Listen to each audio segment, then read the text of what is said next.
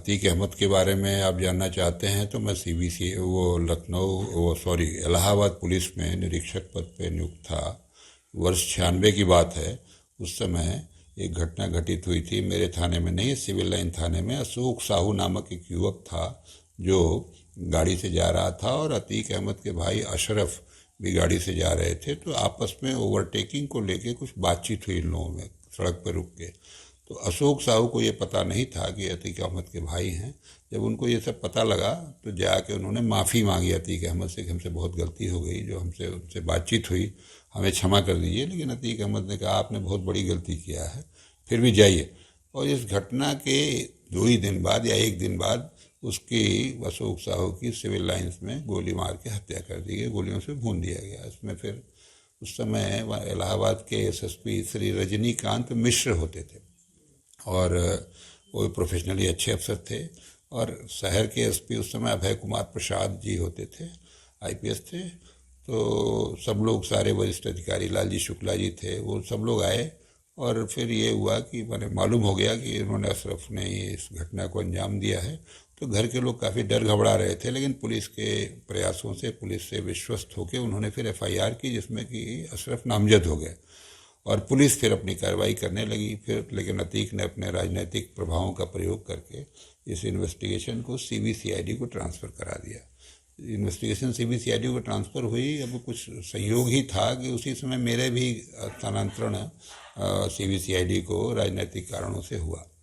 और जब सीबीसीआईडी को मेरा ट्रांसफ़र हुआ तो हमारे एसएसपी साहब श्री रजनीकांत मिश्र जी ने तत्कालीन डीजीसीआईडी से रिक्वेस्ट करके हमारी पोस्टिंग इलाहाबाद सेक्टर कराई और उनसे कहा, श्री एच राव साहब हुआ करते थे डीजीसीआईडी, की ये इन्वेस्टिगेशन भी धीरेन्द्र राय जी से कराई जाए। तो वो इन्वेस्टिगेशन भी मुझे मिल गई। मैं इन्वेस्टिगेशन करने लगा तो इन्वेस्टिगेशन के दौरान ही पता लगा कि अशरफ तो घटना के पहले उसी दिन चंदौली थाने में कट्टा में बंद किया गया है मैंने। तो वहाँ पर एक इंस्पेक्टर होते थे मंसूर अहमद काजी, जो यहीं चकिया क्षेत्र के रहने वाले थे। यहाँ उनका घर था, मकान बना रखा था, वो इनके एसोसिएट थे, इनसे मुलाकात थी उनकी। फिर उस दिशा में मैंने इन्वेस्टिगेशन किया तो सब चीज़ें पता लगी कि वो जो फर्जी उन्होंने किया था वो कार्रवाई वो फर्जी है। तो इस इन्वेस्टिगेशन को आगे बढ़ाया हमने, और आगे बढ़ा के सब वहाँ एविडेंस वगैरह इकट्ठा करके तब फिर अतीक अहमद भी षड्यंत्र के मुलजिम बने इस मामले में। तो अतीक अहमद पैरवी कर रहे थे, राजनीतिक प्रभाव लगा रहे थे कि मतलब इसमें मामला हमारे भाई के खिलाफ कोई कार्रवाई न हो, किंतु वो स्वयं भी मुलजिम बन गए, उनको जानकारी नहीं रही। उनकी गिरफ्तारी की जब पूरी तैयारी हुई तो एसएसपी साहब, चूँकि मैं डिस्ट्रिक्ट पुलिस से गया था, मेरा डायरेक्ट उनसे संवाद था, वो अच्छे अफसर थे, तो मैंने उनसे कहा कि साहब ये पुलिस लाइंस वगैरह में जो इकट्ठा करते हैं फोर्स, तब इनको सूचना हो जाती है, कोई न कोई बता देता है। केवल आप अपने बंगले पे 2 अफसर, लालजी शुक्ला सर, अभय कुमार प्रसाद सर, इनको बुला लीजिए। अभय कुमार प्रसाद सर इस समय एडीजी हैं, हमको लगता है ईओडब्ल्यू में। तो लालजी शुक्ला सर रिटायर हो गए, इनको बुला लीजिएगा आप। तो इनके पास कुछ लोग आ जाएंगे, 2-4 एसओज को बुला लेंगे, हम व्यक्तिगत रूप से पता कर लेते हैं कि अतीक अहमद कहाँ हैं, तो फिर इन लोगों को भेज दीजिएगा। इनको इसी आसानी से गिरफ्तारी हो जाएगी, उसको कम्युनिकेशन नहीं हो पाएगा। हमारे सेक्टर अफसर भी जो सीबीसीआईडी के उस समय थे वो भी जाके एसएसपी साहब के पास बैठ गए, ये काम होने लगा। हमने टेलीफोन से बात किया तो अतीक अहमद ने स्वयं फ़ोन उठाया और उन्होंने, लैंडलाइन फ़ोन था तो लैंडलाइन फ़ोन लोकेटेड था इनके चकिया कार्यालय पर। इन्होंने बताया कि अतीक अहमद नहीं है, जबकि मैं उनकी आवाज़ को पहचान गया। तो वो मुझको पहचान गए, मैं उनको पहचान गया फ़ोन पर आवाज़ से। तो उन्होंने फिर बताया कि अतीक अहमद नहीं है, 2-3 दिन बाद बात होगी। तो अब ये इन्वेस्टिगेशन फिर मुझसे ट्रांसफ़र हो गई तुरंत। तो हमने बात कराया, ये वहीं से हेडक्वार्टर से आया कि धीरेन्द्र राय से इन्वेस्टिगेशन बदल दी जाए। तो उस समय बीबी पांडे एक इंस्पेक्टर होते थे, वो सीनियर थे, उनको इन्वेस्टिगेशन दी गई। तो मैंने उनसे रिक्वेस्ट किया कि सर आप बात करो अतीक से। फ़ोन मिलाया उन्होंने तो अतीक अहमद ने तुरंत फ़ोन पे आ गए, बोले मैं हूँ, अभी जुमा है या क्या है, 1 दिन बाद या कल, तो आप 1-2 दिन बाद हमको संपर्क करना, तो किसी भी होटल में हम आपसे बता देंगे, आप आ जाइएगा, मेरी बात कर लीजिएगा। तो ये कन्फर्मेशन हो गया कि वो अपने ऑफिस में ही हैं, इसलिए वो ऑफिस में उनके फ़ोन लगा हुआ था। हम चले और रास्ते में फिर एसएसपी साहब को बताया। तो ये जो फोर्स था, दोनों एसपी लोग और ये लोग सब लोग आए, हम सब लोग उनके साथ पहुँचे। तो वहाँ उनके ऑफिस में पहुँचे तो चैम्बर था शीशे का, दूर से ही मैंने देख लिया कि वो अतीक अहमद बैठे हुए हैं। एक यूनिफॉर्म्ड आईजी बैठे थे जो सीआरपी के थे और संभवतः बिहार के रहने वाले थे। तो वो बेचारे काफ़ी घबरा गए। गाड़ी उनकी बाहर खड़ी थी, मैं अंदर घुसा और उनका अतीक को मैंने कहा कि अपना परिचय बताया कि मैंने आपको गिरफ्तार किया, और उनको पकड़ के फिर मैं ले आया और गाड़ी में बैठा के ले आके सिविल लाइन थाने में, जहाँ का ये मुकदमा था, हमको बंद रख कर फिर उनके घर की तलाशी लेने के लिए चला। तो वो अब खुलदाबाद थाने में था, वहाँ के प्रभारी को लेके वहाँ तलाशी ली गई। तो घर में एक राइफल मिली और कुछ इलिसिट कार्टिजेज मिले जो प्राइवेटेड बोर के थे, हमको मोस्ट प्रोबेबली 9 mm के थे। तो इनके पिताजी उसमें गिरफ्तार हुए, उनको ला के वहाँ बंद किया गया। दोनों लोग जेल गए उसमें। इनके पिताजी उस मामले में वो कंस्पिरेसी में जेल गया। बल्कि वो जो इंस्पेक्टर साहब थे जिन्होंने फर्जी कट्टे में बंद किया था, उनके घर की भी तलाशी ली गई उस समय, वो गिरफ्तार तो नहीं हो पाए थे। बाद में मेरा तबादला सीबीआई में हो गया और ये इन्वेस्टिगेशन फिर वहाँ से इलाहाबाद सेक्टर से सीआईएस सेक्टर को लखनऊ ट्रांसफ़र कर दी गई। फिर उसका क्या असर हुआ मुझे पता नहीं बीच में, बल्कि न्यायपालिकाओं का भी बुलाया, हाई कोर्ट ने बुलाया। इन्होंने हाई कोर्ट में कोई याचिका दाखिल की, उसमें चैम्बर में बुला के तत्कालीन जज साहब ने मेरी केस डायरी मांगी और केस डायरी कहा जैसे जो प्रक्रिया है उन्होंने केस डायरी रखवा लिया अपने पास। बाद में वो जज साहब ही शायद श्री IM कुद्दूसी साहब थे, जिसको बाद में सीबीआई ने रिटायरमेंट के बाद बंद किया और जेल भेजे गए वो भ्रष्टाचार के मामले में।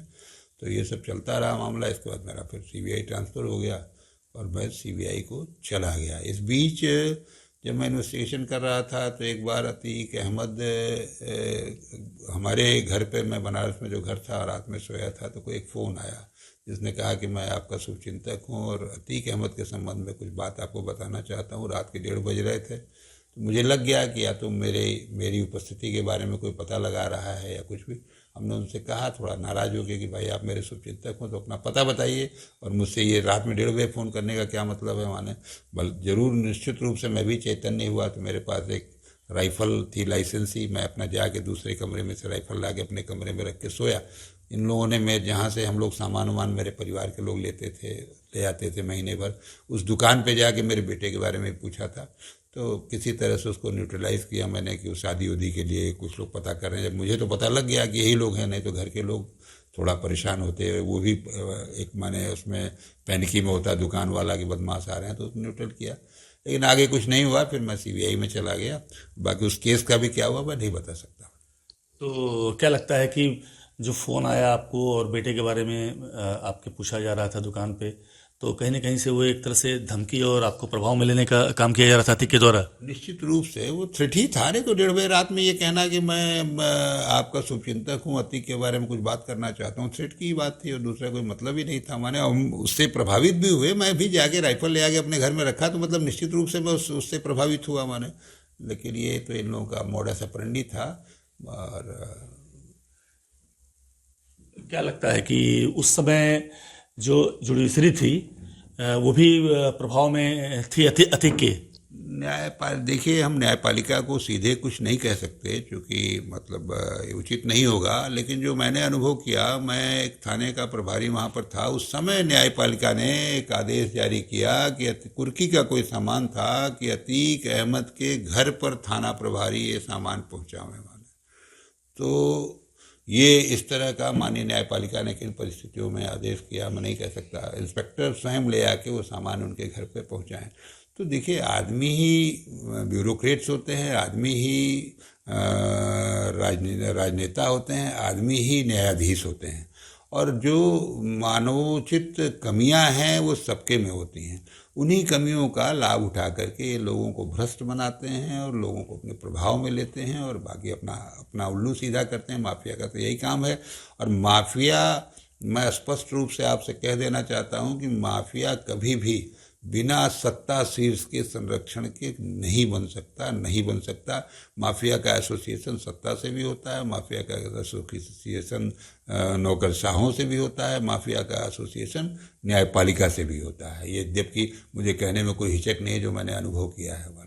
इस कारण वो अपना संरक्षित रहते हैं, उनके हितों का पोषण कुछ लोग करते रहते हैं, और जो भ्रष्ट लोग हैं इन जगहों पर बैठे हुए, माफिया उनके हितों का पोषण करते हैं। तो ये एक कोऑपरेशन है, कोऑपरेटिव कार्य है, और इसी से समाज में तरह चलते रहते हैं। अगर इनको इनिशियल लेवल पर ही कानून की परिधि में रह के सख्ती कर दी जाए तो निश्चित रूप से आज ये स्थिति नहीं होती कि मुख्यमंत्री जी स्वयं, माननीय मुख्यमंत्री जी स्वयं चाह रहे हैं कि अपराधी मुक्त हो जाए, अपराध मुक्त हो जाए हमारा प्रदेश। और एक बदमाश को पकड़ने के लिए हमारे बड़े बड़े एडीजी लेवल के ऑफिसर्स का समय खराब हो रहा है, जो इलाहाबाद में कैंप कर रहे हैं अतीक के आदमियों को पकड़ने के लिए। इनके लिए एक सब इंस्पेक्टर ही काफ़ी है। अगर उसको राजनीतिक दबावों से या जो बाहर के दबाव हैं या प्रेशर है उससे मुक्त रखा जाए, वो स्वयं भी, उसको भी कुछ दायित्व बोध हो अपने दायित्वों का, तो अतीक, मुख्तार ये सब पैदा ही ना हो, ये बने ही ना समाज में, माने इन्हीं कारणों से बनते हैं। अतीक की गिरफ्तारी न होना, और क्या लगता है कि पुलिस के भी जो अधिकारी थे या पुलिस महकमे के भी कुछ लोग थे जो अतीक से मिले हुए थे, एक लगता है आपको ऐसा है? अगर नहीं होता तो आप बताइए, मैंने आपको बताया ही कि इनका एक जो जब वो मामला पंजीकृत हुआ, नामजद हुआ यहाँ पे अशरफ, तो उसको घटना के यहाँ एफआईआर के पूर्व चंदौली थाने में एक इंस्पेक्टर द्वारा फर्जी माने कट्टे में बंद किया जाना, जबकि ये रिवॉल्वर का लाइसेंस ही था। अगर इन्वॉल्वमेंट नहीं होता, अब किसका किसका इन्वॉल्वमेंट था पूरी विवेचना तो आगे तक नहीं बढ़ पाई, लेकिन इंस्पेक्टर साहब को तो मैंने बना दिया था मुलजिम कंस्पिरेसी का, कि फर्जी कट्टे में बंद किया। तो अगर एसोसिएशन नहीं होता तो ऐसा कैसे हो सकता है? कोई किसी को फर्जी कट्टे में क्यों बंद करेगा? माने निश्चित रूप से जानते हुए कि हत्या हो गई तो निश्चित रूप से इन्वॉल्वमेंट होता है। माने जो भ्रष्ट लोग हैं, बदमाश लोग हैं, अपने हितों के लिए, चाहे वो पुलिस में हो, चाहे फिर और बड़े अफसर लोग हों, चाहे बड़े राजनेता लोग हों, सबका इन्वॉल्वमेंट है। इसी कारण ये बढ़ते हैं, इनका आर्थिक तंत्र बढ़ता है। अब इस समय सरकार इनके आर्थिक तंत्र पे भी चोट कर रही है, ये भी एक अच्छा तरीका है। निश्चित रूप से अपराधी का जब आर्थिक तंत्र तोड़ा जाएगा तो फिर वो न्यूट्रल होगा और वो नहीं कुछ कर पाएगा, धन उसके पास नहीं रहेगा, तो फिर उसको समर्पण करना ही पड़ेगा माने कानून के सामने, कानून के अंदर माने रह के अपना जीवन जीना होगा, नहीं तो जो हश्र हो रहा है वो होगा माने। क्या लगता है, आप तो उत्तर प्रदेश में रहे हैं और पूर्वांचल के भी कई जिलों में आपने नौकरी की है, जो ये रहा है जो है पूरा मामला अतीक, मुख्तार और शहाबुद्दीन, क्या कनेक्शन मानते हैं इनके बीच? मुख्तार भी देखिए, मुख्तार और ये तो एसोसिएशन का था। देखिए शहाबुद्दीन के बारे में तो मुझे कोई विशेष जानकारी नहीं, जो अखबारों में या जैसे पढ़ लिख के जो कुछ भी है वो किया। मैंने ये तो इंटरकनेक्टेड हैं, इसमें कोई दो राय नहीं, इंटरकनेक्टेड हैं। इनका सब अंडरस्टैंडिंग होती है कि भाई जहाँ ये करेंगे वहाँ वो नहीं जाते हैं, वो हस्तक्षेप नहीं करते हैं, जहाँ वो करते हैं वहाँ ये हस्तक्षेप नहीं करते हैं। और मुख्तार अंसारी का भी दृष्टांत ये है कि मैं 86 में पन्नूगंज में थानाध्यक्ष था मिर्ज़ापुर जनपद के, तो अचानक एक दिन मुझे आदेश दिया गया कि आप पहुंचिए एसपी गाजीपुर को रिपोर्ट करिए। 86 की बात है ये। तो हमारे एसपी ने आदेश किया। उस ज़माने में संचार तंत्र इस तरह से गतिशील नहीं थे। जब मैं रास्ते में मैंने अखबारों में देखा कि एक कोई सच्चिदानंद राय की हत्या हुई थी, जिसमें यहाँ जनता ने, पब्लिक ने मांग किया था कि मुझे इन्वेस्टिगेशन के लिए बुलाया जाए, मदद करने के लिए। और तब मैं उसके पूर्व में गाजीपुर में नौनहरा, जमानिया, सैदपुर, कासमाबाद, सादियाबाद, इन थानों पर 2 वर्षों में ही 6-7 थानों पर थानाध्यक्ष था। मैं वहाँ गया तो रास्ते से ही मुझे पता लगने लगा था मुख्तार अंसारी का कोई आपराधिक इतिहास नहीं था, जहाँ तक मुझे जानकारी है। रहा हो तो मैं नहीं बता सकता, लेकिन वो नोटिस में नहीं थे पुलिस के संज्ञान में कि ये बदमाशी कर रहे हैं, अपराध हैं। उनके भाई उस समय श्री अफजाल अंसारी जी विधायक थे कम्युनिस्ट के, जहाँ तक मुझे याद आ रहा है। कम्युनिस्ट का ही प्रभाव था गाजीपुर जनपद में। मैं वहाँ गया तो हमें पता लग गया कि ऐसे ऐसे है। एक भीम सिंह करके अपराधी है जो कि इनका एसोसिएट है, उस समय वो करन्ना क्षेत्र का रहने वाला था। तो भीम सिंह इनके साथ इस घटना में रहा है, और उसका भाई है जो कि ट्रेजरी में कुछ बाबू बाबू था, उसकी राइफल इन लोगों ने प्रयोग किया। हमसे उसी समय कहा गया कि एसपी और डीएम साहब ने कहा कि भाई कुछ एविडेंस इकट्ठा करिए, इसलिए ये लोग पॉलिटिकल लोग हैं, बिना एविडेंस के ऐसे नहीं कहा जा सकता वरना। तो मैं फिर गया और जाके करंडा से उनके भाई को ले आया। राइफल उनके पास नहीं मिली, तो मैंने पूछा तो उन्होंने बता दिया कि हाँ मेरा भाई ले गया। तो मैंने ले आके एसपीडीएम को बताया कि देखिए साहब, राइफल अब भी इन लोगों के पास है, लाइसेंसी राइफल है इनकी, और इनके पास नहीं है। तो उसी समय हमको फिर तुरंत सुबह नेक्स्ट मॉर्निंग मैंने कहा कि मैं अगर मुख्तार अंसारी से 5 मिनट बात कर लूँगा तो ये केस खुल जाएगा। तो फिर निर्देश आ गया कि मुझे वापस लौट जाना है, अब इन्वेस्टिगेशन मदद नहीं करनी है मुझे। फिर पन्नूगंज वापस लौटा दिया गया। बाद में ये विवेचना शायद सीबीसीआईडी को चली गई और कुछ हुआ नहीं। ये मुख्तार अंसारी का आपराधिक इतिहास रिकॉर्ड्स में शुरू होने का पहला मामला था। तो इस तरह से ये लोग राजनीतिक प्रभावों का प्रयोग करके अपने विरुद्ध जो कानूनी ताकतें हैं उनको न्यूट्रलाइज करते हैं और अपना प्रभाव बढ़ाते हैं। किसी कभी ट्रांसफ़र कराएंगे, कभी इन्वेस्टिगेशन का ट्रांसफ़र कराएंगे, इसमें सब लोग मिले रहते हैं। तो अगर उस समय इनका रगड़ दिया गया होता, इनका फन कुचल दिया गया होता कानून की परिधि में रह के, तो आज मुख्तार अंसारी, प्रदेश को मुख्तार अंसारी ऐसा माफिया नहीं मिलता। माने मुख्तार अंसारी जो मिले हैं वो इसी कारण से मिले, तंत्र की विफलताओं के कारण मिले हैं। तंत्र ने ऐसे करने दिया तो ये आराम से बढ़ते बढ़ते यहाँ तक पहुँच गए। इन्होंने रुंगटा एब्डक्शन का भी केस किया। रुंगटा एब्डक्शन में जब स्टेट सीआईडी इन्वेस्टिगेशन कर रही थी तो मैं उस समय इलाहाबाद सेक्टर में था। यहाँ के सेक्टर ऑफिसर ने रिक्वेस्ट किया कि हमारे एसोसिएशन के लिए धीरेन्द्र राय को भेजा जाए। मैं इंस्पेक्टर ही था।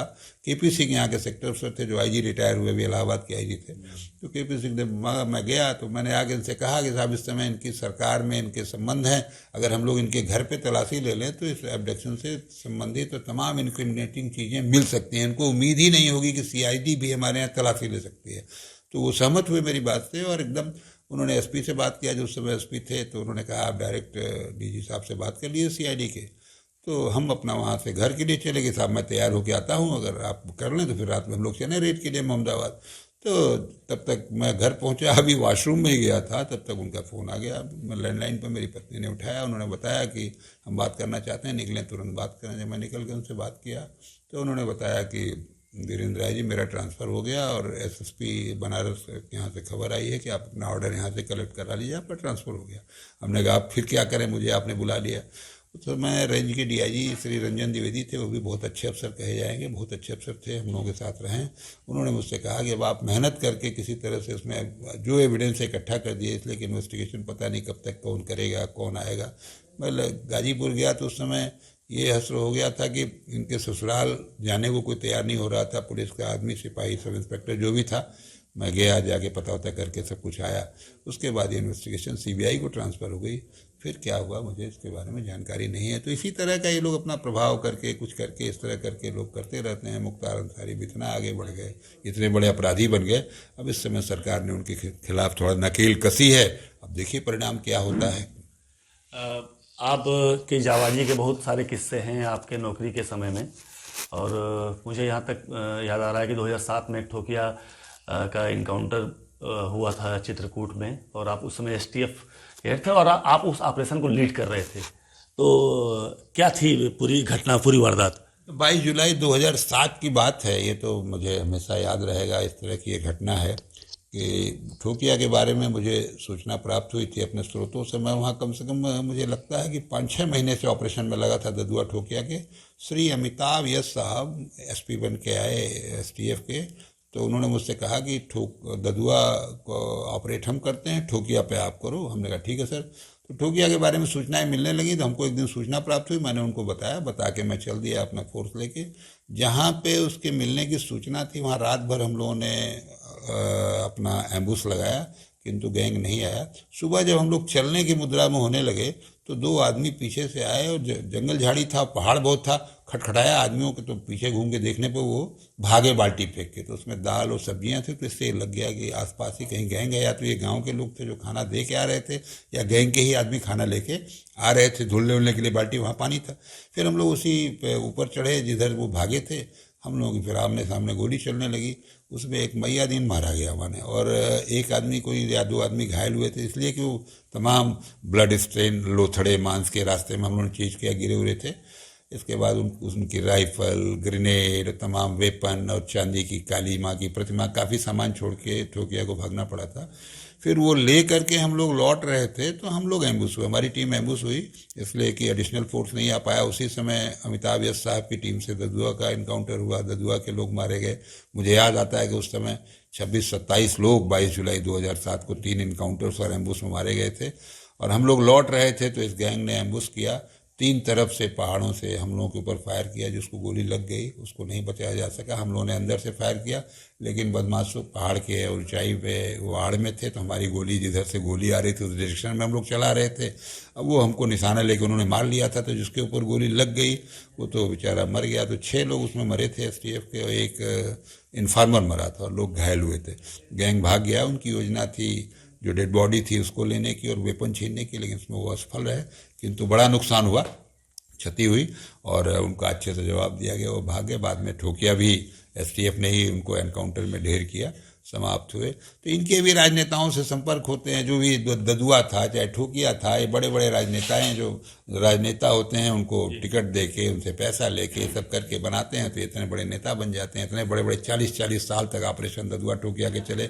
ऐसा थोड़ी ना है कि पुलिस उनके खिलाफ कुछ कर नहीं सकती। तो केवल कारण ये था कि हमेशा पुलिस के पेस को डाउन करने में तमाम बल काम करते हैं, चाहे वो राजनीतिक मान लीजिए, जुडिशरी मान लीजिए, ब्यूरोक्रेट्स को मान लीजिए, जिसको भी मान लीजिए। सभी लोग जो गलत भावनाओं के होते हैं, जिनको दायित्व बोध कम होता है, जो भ्रष्टाचार में लिप्त होते हैं, वो अपना उद्देश्य सफल करने के लिए इनको मदद करते हैं और इस कारण ये फेल होता है मामला बना। ये कारण था। बाद में मायावती जी का सीबीआई में मैं डेपुटेशन पर गया, तो मायावती जी का डीए केस और ताज कॉरिडोर की इन्वेस्टिगेशन टीम का सदस्य बनने का भी मुझे अवसर मिला।